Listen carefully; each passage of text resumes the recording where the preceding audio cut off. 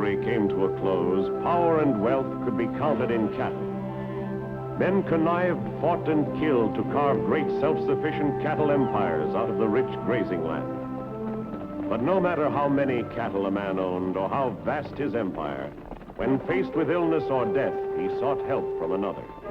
Rex Allen stars as the Frontier Doctor. The Merrick Ranch was so big it was like a kingdom. It all belonged to one man, old Hal Merrick, the richest, meanest, most powerful man west of the Mississippi.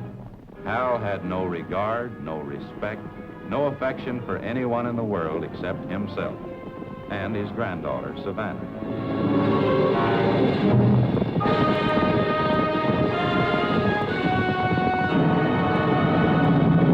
Head 'em off, you dang fools! Ride 'em down!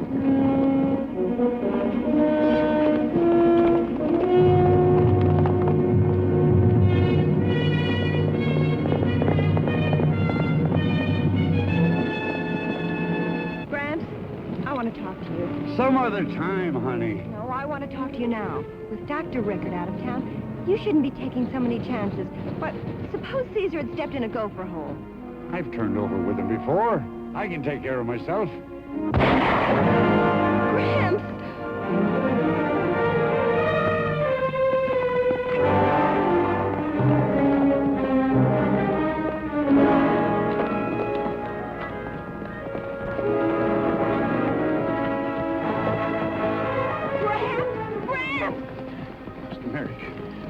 Do Dr. Rickard's out of town. Nearest doctor's a young fellow over in Rising Springs. Go find him and bring the sheriff, too. Yes, ma'am. Get a wagon. We've got to get Gramps back to the ranch. 3 hours later, Sheriff Andrews and I reached the Merrick Ranch.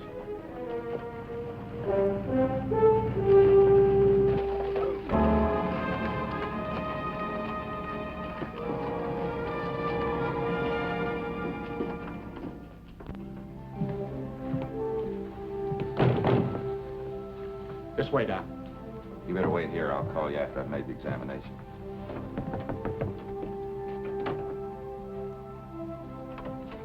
Are you the doctor? Dr. Bill Baxter. How is he? He's conscious now. The bullet got him in the shoulder. Who are you? Baxter's the name. Had any training to be a doctor? 3 years at Long Island Medical. Can't be much good or you wouldn't be in a hick town like Rising Springs. And the best that's available. Have you got any brandy or whiskey? Yes, right here. Hey, take it easy.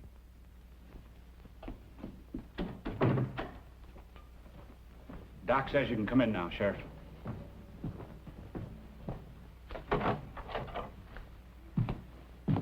He'll be all right. Here's the bullet. Well, that's not much help. Can I talk to him? Sure. I just gave him some brandy to deaden the pain, so he may be a little drunk. Yeah. Take more than one bottle to do that.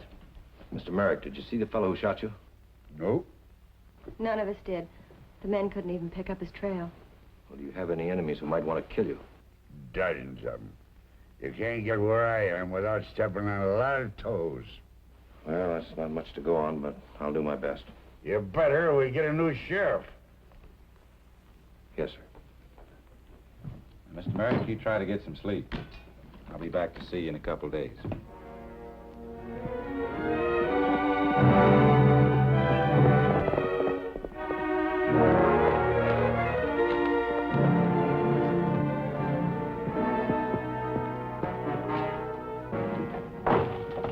How'd it go, honey? You didn't kill him. What? Why did you only shoot once? Why didn't you make sure? I was sure. I saw him fall, and I thought that Well, you thought wrong. Sorry, honey. No wonder you're upset. I'm not upset. I'm angry. Charlie Pierce, train robber, gunman, graduate of the dueling gang. And you couldn't even hit a sitting duck. Oh, relax, honey. We can try again, can't we? You do love me, don't you, Charlie? Thought I proved that this morning by shooting a man for you. I mean, it is me you love, not the money I'll inherit. Thought we had that settled. Charlie, I didn't mean what I said. get it straight, Savannah. You're the one that wants the money. I wanted to marry you whether Hal Mary could prove it or not, but you wouldn't risk it. And it was your idea to get rid of Hal so as you could have me and the money. Ain't that right? Yes, Charlie. Anytime I need money, I can go out and rob a bank. I don't have to marry for it. I'm sorry. I'm sorry. I'll never mention money again. In that case, I think I'll stick around.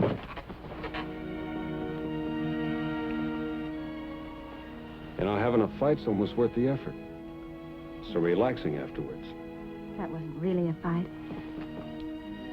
You know, I have an idea, Charlie. So have I. I know a way to get rid of Gramps without taking any risk. How?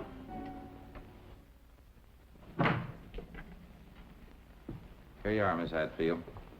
Ought to be enough there to last you a couple of weeks. Take one every night at bedtime. Have a nice time in Kingston. Thank you, Doctor. Joe will have your medicine in just a moment. Well, the little black bull come down the meadow. Who's and Johnny? The little black bull come down the meadow. Long time ago. Long time ago. Long time ago. Little black bull come down the meadow. Long time ago. Do you always sing while you work, Dr. Baxter? Howdy, Miss Merrick. May I come in? You betcha. How's your grandfather? Fine, thank you. Go on with what you're doing. Mixing up a little prescription here. Us country doctors have to be our own druggists. Then I feel doubly guilty. Oh, how's that? Well, I was mixing the sedative last night, and I spilled the whole lot. That's no trouble. I mix up batches of that stuff in advance. I'll get you some more. Thank you.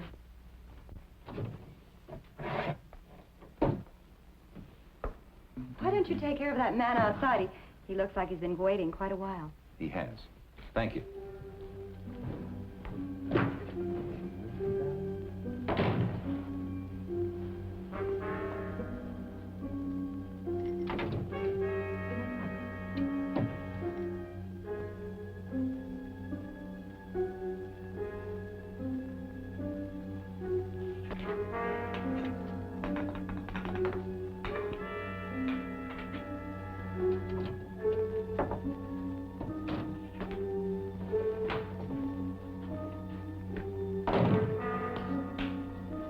I suppose you're wondering why I came myself instead of sending one of the hands. Oh, I hadn't thought about it. I wanted to see you. Oh, have you been ill? No. What are you like when you're not being the calm, detached, slightly superior man of medicine? I'm not a superior man. I'm just an ordinary guy doing my best at the most interesting and rewarding job in the world. I can't figure you out. There's nothing to figure out. This ought to hold him till morning, and I'll be out and see him. I'll look forward to seeing you, Dr. Baxter. Be sure and follow the same instructions. Hey, Doc. Hello, Mr. Peterson. How are you? Oh, I'm fine. Wife's having another one of them spells, though. Can you pick up some more of that stuff that'll let her rest easy? Just happen to have some right here.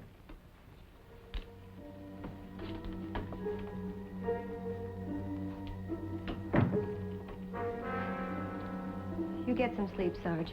I'll sit up for a while. Thanks, ma'am.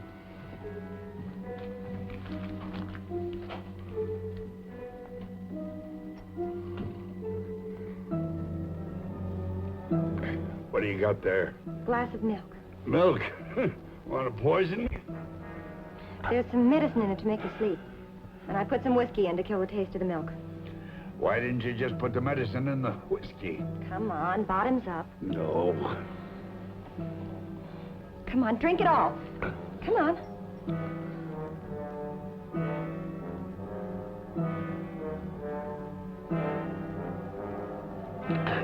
Oh, that was terrible.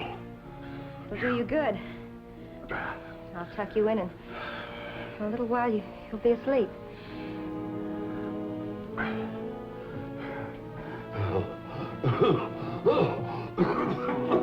Savannah! What's the matter? Oh, get the doctor, quick!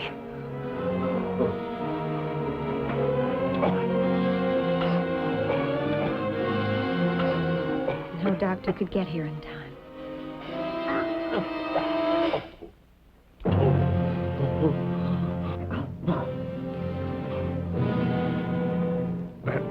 poison.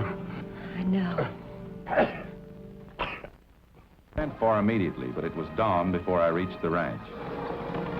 Oh!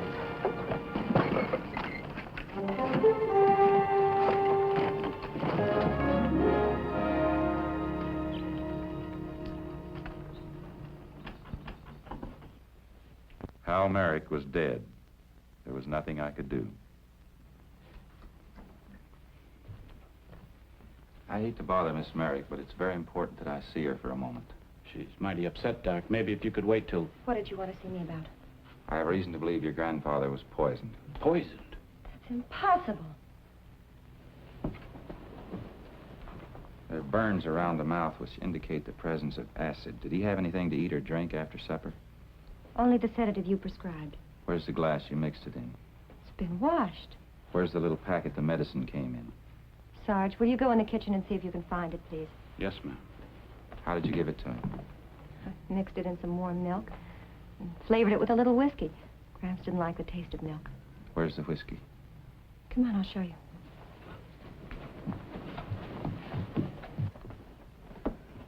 Here it is, right where I left it.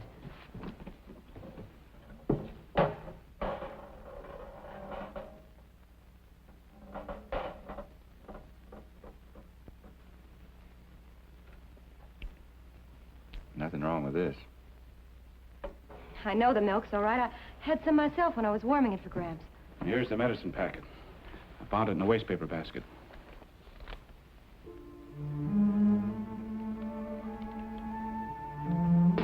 What's the matter? Oxalic acid.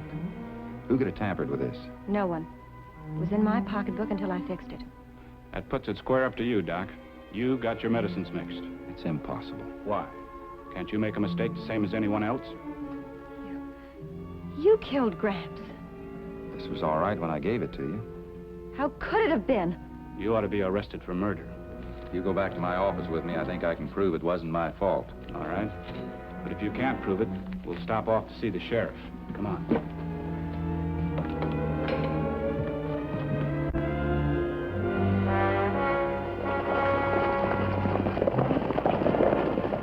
There he is! What is it, Sheriff?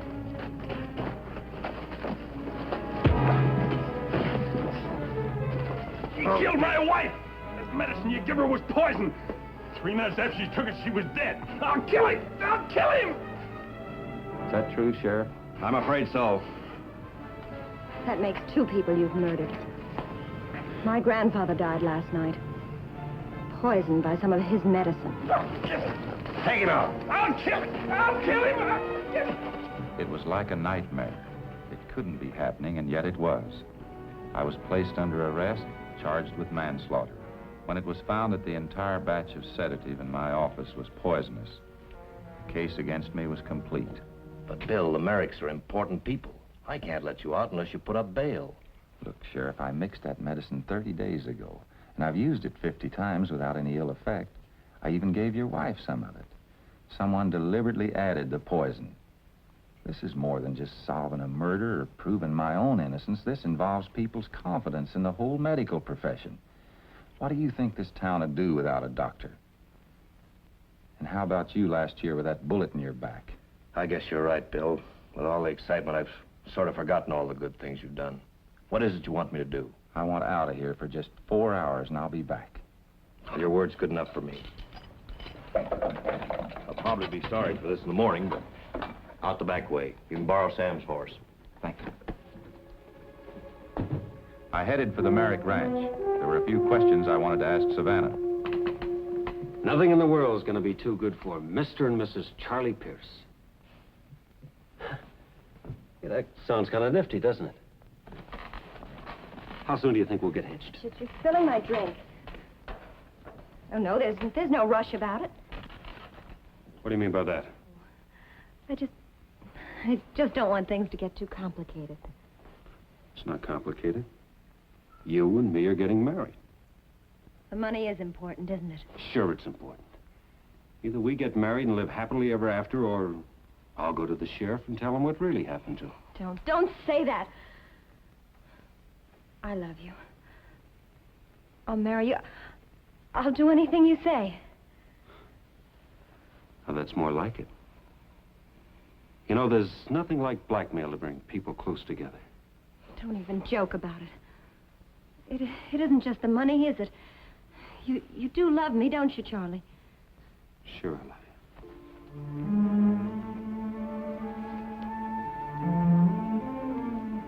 you. What do you say we have a little drink and celebrate our engagement, huh?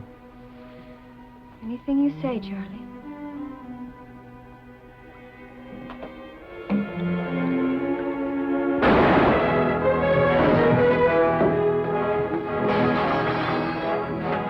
You shouldn't have threatened me, Charlie.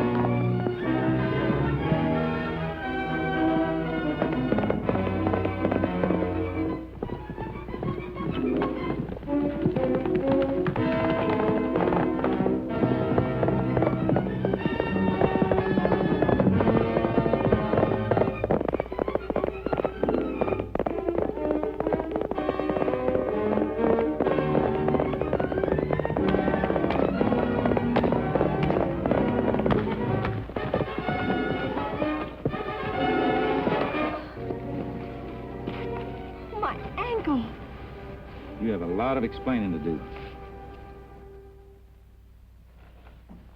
And I tell you again, Sheriff, I only ran from Dr. Baxter because I thought he might be another outlaw. Dr. Baxter, I want to thank you for bringing me home and telling me there's nothing wrong with my ankle. But that doesn't leave you free to insult me. I only ask you how well you knew Charlie Pierce. Until he walked in that cabin, I never saw him before in my life. And when he tried to keep you there, you shot him in self-defense. Of course it was self-defense. Sheriff, will you tell him again the man was a known criminal? He was a member of the dueling gang. What are you getting at, Bill? I think Miss Merrick understands. No. No, I don't understand. All right, then, I don't think Charlie Pierce was shot in self-defense. How dare you? Are you out of your mind? I think he knew too much. You are out of your mind. First you poisoned my grandfather, and then for no reason, with no proof, you accuse me of... I didn't say I had proof. All I wanted you to know is what I think. Then I'll tell you what I think. You're a miserable, sneaking coward who poisoned two innocent people, and you're trying to create a diversion. I'm sorry about this, Miss Merrick. Take him back to jail where he belongs. Come on, Baxter.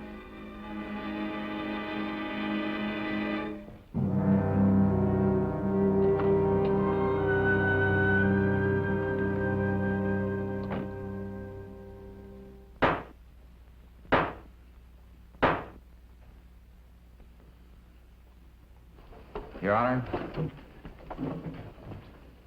since I'm being my own lawyer, I hope you'll excuse my mistakes. To save time, I admit that all the testimony you've heard up to now is true. Mrs. Peterson and Mr. Merrick were poisoned by a sedative furnished by me. The prosecution maintains that the presence of poison in that jar was due to my carelessness. I intend to prove that it was not carelessness at all, but part of a successful attempt to commit murder. Order! Order! As my first witness, I'd like to ask Miss Savannah Merrick to return to the stand.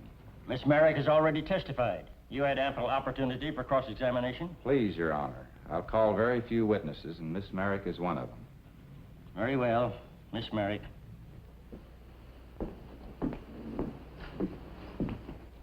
The witness has previously been sworn in.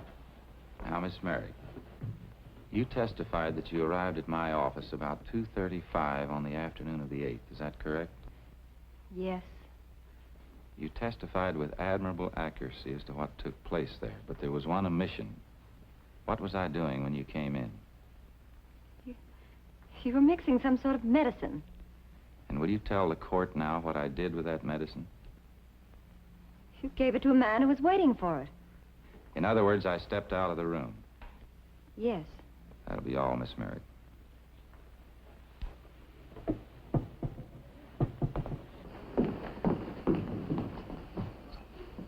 As my next witness, I'd like to call to the stand Mrs. Abernathy Hatfield. Here I am.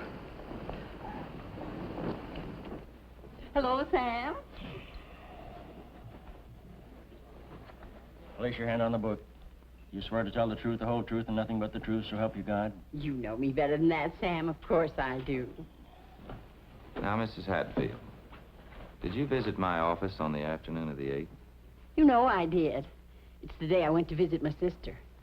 Mrs. Hatfield, when you left my office, did you see anyone else arriving? Well, I was just about to get in the buggy when Miss Merrick rode up. I spoke to her, but she didn't seem to notice. And Miss Merrick arrived immediately after you left. That's right. Now, Mrs. Hatfield, I gave you a packet of medicine, didn't I? You did. And would you tell the court where I got that medicine?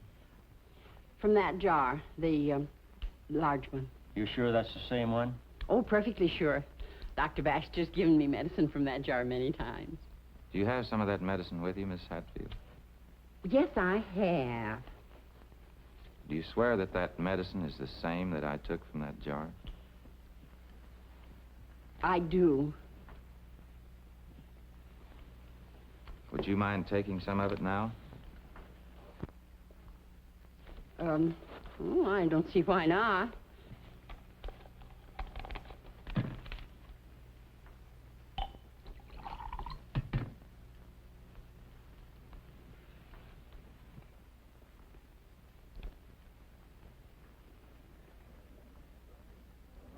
To your help, Judge.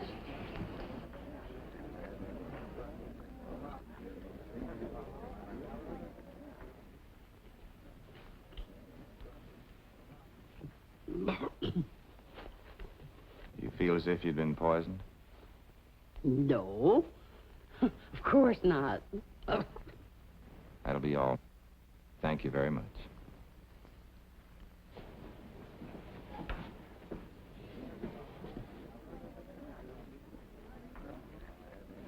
Miss Merrick, just a moment, please. Judge wants you, Miss Merrick. Come back to the stand, please. I've already testified twice.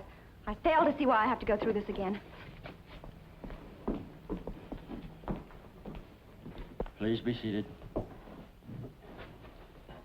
You heard Mrs. Hatfield's testimony, and you saw her drink the medicine I gave her? Yes. So when Mrs. Hatfield left my office, that jar contained a harmless sedative. I don't know that. Unless Mrs. Hatfield was lying, that'd be the case, wouldn't it? I suppose so. However, a few minutes after Mrs. Hatfield left, that jar contained a deadly poison. How do you account for that? I don't know. Only 2 people had a chance to add that poison. Myself, who had no reason to do so, and Miss Merrick, who stood to inherit a fortune upon the death of her grandfather. Take her into custody. Hold her. Hey, you better come with me. I'll kill you for this. I'll kill you. Let me go. Let me go. Let me go. Clear the court.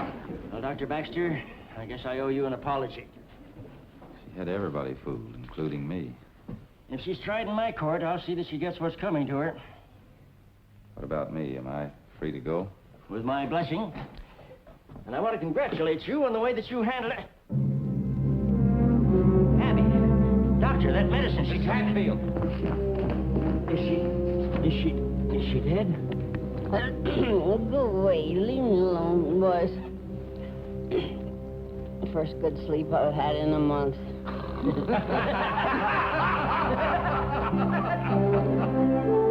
On May 15th, 1898, Savannah Merrick was tried and convicted of the poisoning of her grandfather, Hal Merrick, and the murder of Charlie Pierce, member of the Doolin gang.